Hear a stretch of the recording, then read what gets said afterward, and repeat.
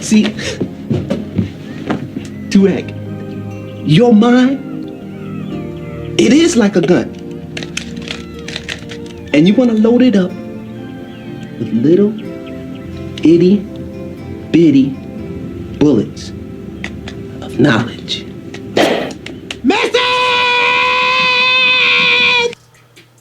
What's going on, family?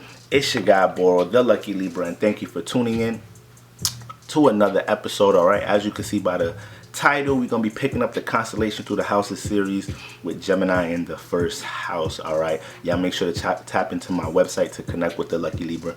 Tap into my Patreon where I'm getting into monthly collective readings, synastry breakdowns, and more. So let's get right into it. All right, Gemini, we have mutable air ruled by Mercury in the first house. Now, first of all, what is the first house? The first house governs how we deal with our personal issues in our life, our natural persona, the things we're naturally personally into, our natural personal outlook on the world. The first house energies in your first house influence how you personally express yourself and how other people personally perceive you, especially on first impression. All right. Also emphasis on how you may start and initiate a lot of things. So when we have mutable air ruled by Mercury, Mercury is the house lord here, okay?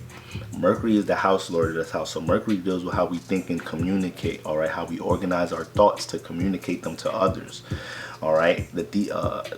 How we jump into being detail oriented and critically analyzing things, and also rules the nervous system.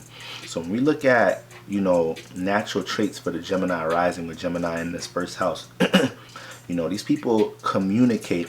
They're communicative people, but they do a great job receiving because they analyze themselves so much. They're always observing and analyzing what they're about to communicate to others and their personal issues. They're very critical of themselves personally. They're very conscious of the things they're about to personally communicate more than the sun and the Gemini moon. So when you have Gemini in the first house, these people are always breaking things down in their mind.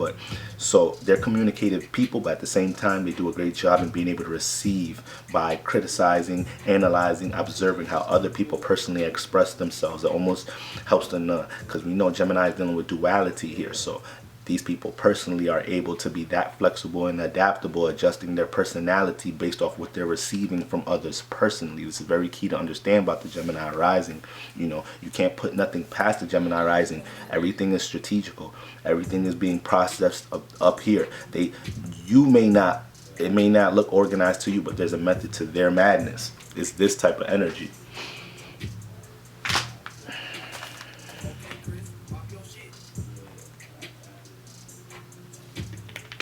Now, people may have a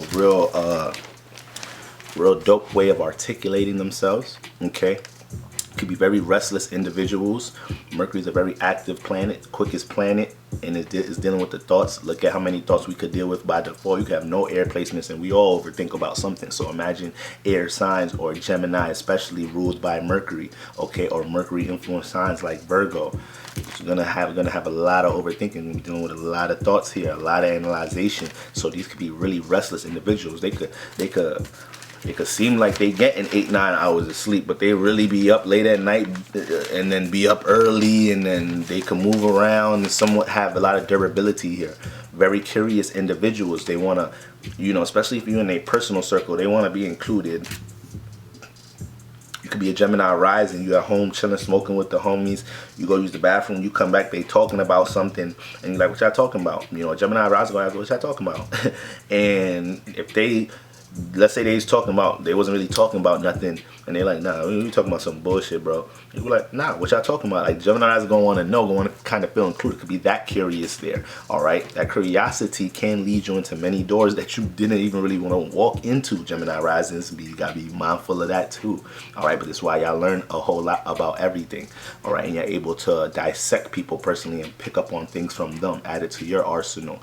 Whether it's a personal gem form of information, way you've seen somebody communicate, relate, deal with other environments or people, all right?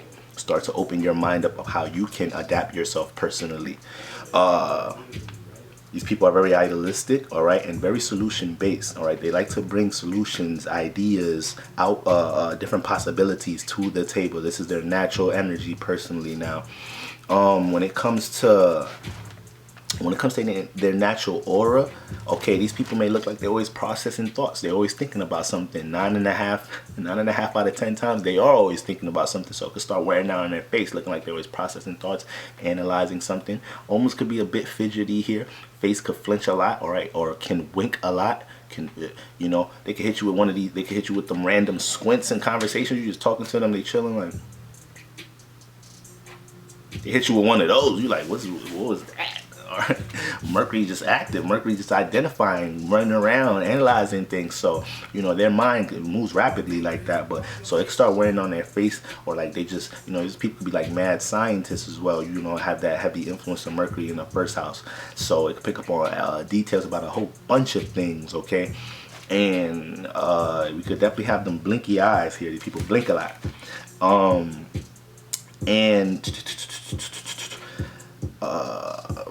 Wing a lot, but when we get into actual traits, now these people can actually be tall, athletic, have somewhat of a tall, long, athletic build. Okay, long fingers, long face here again. All right. Now the chin area is something that's very unique that I picked up with the Gemini risings. The chin area, we can have a lot of cleft chin. We could have a dimple on the chin, a double chin. All right.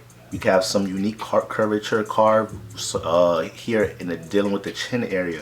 And when we look at the celebrities here, we got Will Smith, all right, very charismatic, articulate. So he's a Libra sun all that as well, so got that extra air, extra communicator, relatable, but you know, very adaptable, very flexible. All right, a lot of that comes from that Gemini rising, as creative as the Libra can be. Gordon Ramsay, I believe he got that, you know, right here in that chin area. Boom, boom, boom. They're both somewhat tall. Will Smith is tall. We have Charlie Sheen. I believe he got that, like that cleft chin. All right, Dr. J. I believe he, I said Dr. J. Dr. Dre, excuse me, Dr. Dre. Okay. Nick Cannon, you know, we got some tall individuals here. LeBron James is a Gemini rising, okay, very intelligent individual. You can understand, he could process thoughts, he could know how to articulate himself in different crowds, doing different interviews, all right, very intelligent individual. And Drew Barrymore, all right. So, y'all already know what it is. Gemini in the first house. House ruler is Mercury here. It's important to understand what house you have Mercury in, and important to understand that energy, period. You have the gift of being able to process things rapidly. You have the gift of being able to be flexible and adaptable personally and pick up a lot on your environment as soon as just stepping into it. Okay, so you have to understand what house Mercury is in. This area of life is where a lot of your personal issues is going to be active, and it's also an area of life where you're going to be doing a lot of analyzation. All right, may overthink this area a lot of times. You're going to try to mentally organize things in this area of life a lot of the time. All right, until next time, family, y'all make sure to tap into my website. Y'all make sure to tap into the Patreon. All right, Lucky Libra out of here. Peace.